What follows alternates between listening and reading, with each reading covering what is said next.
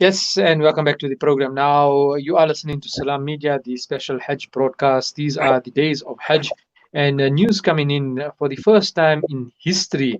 The Miqat Qarn al Manazil will run solo this year. For the first time in history, pilgrims performing this year's Hajj are to pass through just one Miqat or pilgrim station. The Miqat is a term that refers to the boundary from which pilgrims must adorn the Ihram garments, which is two pieces of white unseamed sheaths, basically, in order to perform the annual Hajj. Now, I'm joined online, and we'd like to welcome him to the Facebook page as well as the YouTube channel, Maulana Tariq Muhammad Tariq, who usually does Hajj with the Shua Miraj group. Assalamu alaikum wa rahmatullahi wa barakatuh, Maulana Muhammad Tariq. Walaikum salam wa rahmatullahi wa barakatuhu. All right, struggling to hear him on the side. Is it clear on the other side? How's the broadcast quality there?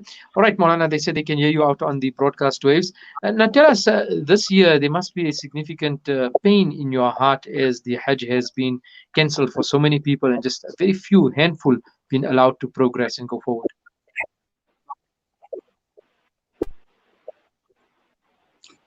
I think this year has been a very sorrowful for the people, I think, globally, and if you talk particularly in South Africa, I think people have been prepared in advance, and this year all preparations was made in advance.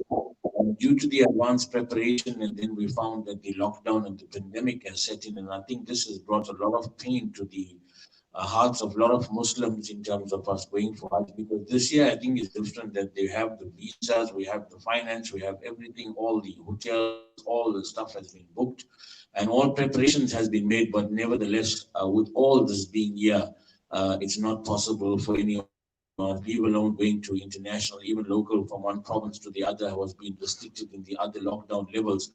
So I think this has brought a lot of pain to the Muslim community at large, and I think globally this has brought a lot of pain to people looking forward to be this year in Hajj, and those people that go annually for Hajj to the plains of Arafah and the plains of Mina, etc. Unfortunately, this year it's a pain in hearts, because obviously of a long continuously being there on the plains of performing this pilgrimage of Hajj. But due to the pandemic, unfortunately today we all are back here in South Africa and cannot go for this journey.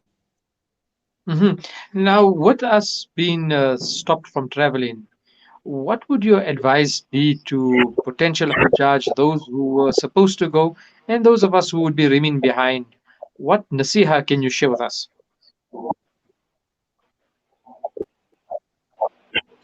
Okay, my advice to all our listeners out there, our viewers, that yet we couldn't go for Hajj, but let's not be deprived with the benefits of the first 10 days of Zul Hijjah that we are currently observing right back here in our country.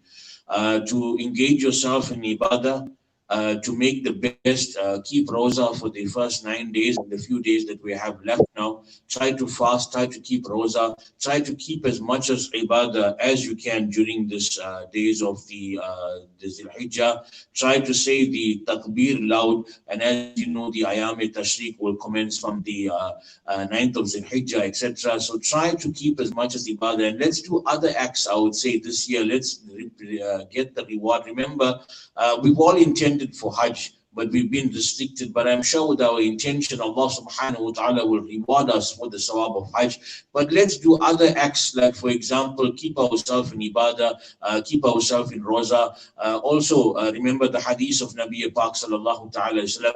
If you look at your mother with one good sight, you will get the reward of one Hajj. Let's try to do acts like that. Let's try to do acts of charity. And remember, on the day of Eid, the most given ibadah that we should do is by giving charity, feeding the poor, especially during this pandemic. So I would say to all those who judge that are staying back this year, to try as much possible to engage yourself in different types of ibadah. Try to attain, even on the day of Arafah, you're keeping fast.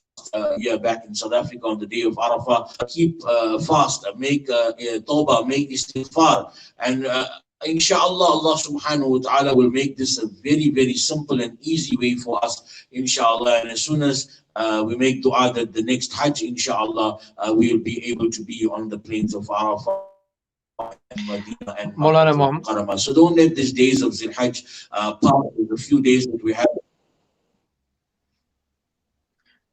Maulana Muhammad Tariq, usually traveling for Hajj with sure Mirage travel. Maulana, perhaps if you could just, in a very short 2 or 3 minutes, one lesson that you've learned from your previous travels in Hajj, now that people will not be or unable to benefit from going there. Can you share perhaps one of those moments with us? I think some of the moments that we would share is that to make the best and spend the most ibadah while you are in Medina and while you are in Makkah al-Mukarramah, and always think of it as such that you never know that it might just be your last trip, because everyone anticipated that this year we'll be back there, but unfortunately there's restrictions for us not to go. We cannot travel. So make the best while we're there in Medina Munawwara, in Makkah al-Mukarramah, and perform every journey on the sacred land. This could be possibly your last journey. We wouldn't know when we're going to go back for this journey, because, and I think the second part that we should share our listeners is appreciating the fact that Allah has made us the guest of Almighty Allah subhanahu wa ta'ala and called us, and He is the best planner, and we ask for the mercy of Allah subhanahu wa ta'ala to choose back. And this could be a lesson for us back here home, to see how, what extent can we still have that love for Medina, for Makkah al-Mukarramah, for Almighty Allah subhanahu wa ta'ala, in terms of us engaging ourselves in ibadah and observing these days of Zil Hijjah while we're back here in South Africa. Maulana Muhammad Tariq, we must thank you for your time and those advices. Jazakallah khairin. Assalamu alaikum wa rahmatullahi wa barakatuh.